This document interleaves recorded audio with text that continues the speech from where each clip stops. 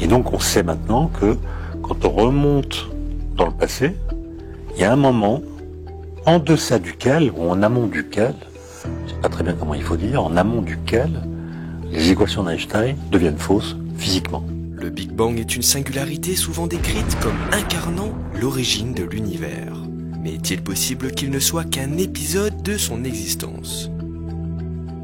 La théorie d'Einstein, sur laquelle on s'appuie pour faire apparaître cette singularité, est une théorie dans laquelle on ne décrit qu'une seule des 4 interactions fondamentales, qui est la gravitation. Or, dans l'univers primordial, les particules ont beaucoup d'énergie. Elles subissent d'autres forces que la gravitation. Elles subissent les forces électromagnétiques, les forces nucléaires, il y en a 2, la faible et la forte, de sorte que la relativité générale est incomplète. Elle est incomplète au sens où elle ne décrit pas tous les processus qui ont lieu dans l'univers primordial. Expérimentalement, il est actuellement impossible de recréer les conditions du Big Bang sur Terre. La raison est toute simple. L'homme n'a pas accès à la densité d'énergie nécessaire pour venir confirmer ses calculs. Alors, quand on fait des expériences comme au CERN, dans des collisions de protons, on donne aux protons l'énergie d'un moustique en vol. Donc c'est beaucoup d'énergie, mais dans le cas du moustique, elle est répartie sur des milliards et des milliards de particules. Dans le cas du LHC, on fait des collisions avec un seul proton qui porte autant d'énergie qu'un moustique. Donc l'énergie est très concentrée. Et donc on recrée dans le présent les conditions physiques qu'avait l'univers quand l'énergie des particules était en moyenne celle d'un moustique.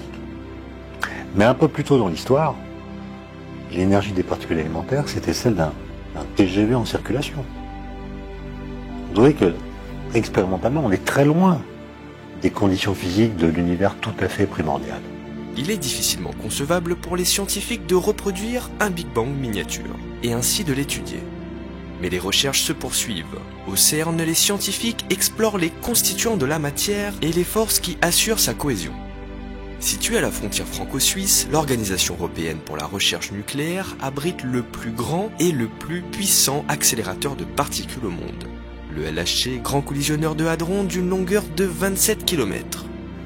Et donc on sait maintenant que quand on remonte dans le passé, il y a un moment en deçà duquel, ou en amont duquel, je sais pas très bien comment il faut dire, en amont duquel, les équations d'Einstein deviennent fausses physiquement. Et ce moment, c'est ce qu'on appelle le mur de Planck. Lorsque l'on remonte le temps jusqu'au Big Bang, avec l'aide des équations d'Einstein par exemple, on se heurte au mur de Planck. Une limite qui nous empêche de décrire ce qui se passe avant le Big Bang.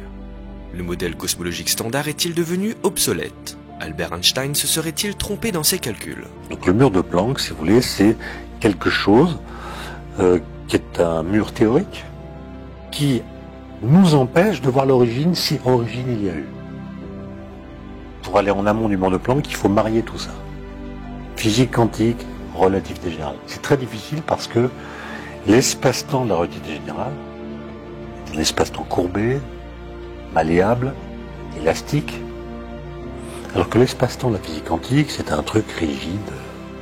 C'est l'espace-temps de la relativité restreinte, c'est l'espace-temps de Minkowski, qui est rigide. Comment les marier ? Il y a plein de pistes qui sont explorées, laquelle est la bonne, on ne sait pas. Il y a la piste de la théorie des cordes, il y a la gravité quantique à boucle, il y en a d'autres. Mais ce qui est intéressant, c'est que quand on essaie d'appliquer ces pistes théoriques qui sont à l'ébauche, eh bien il y a une surprise, c'est que quelle que soit la manière qu'on a aujourd'hui d'essayer de marier la physique quantique et la relativité générale, eh bien on aboutit à des modèles qui font disparaître l'instant zéro. Donc l'honnêteté intellectuelle, c'est de dire, nous savons que l'univers s'est déployé pendant 13,7 milliards d'années entre le mur de Planck et le présent.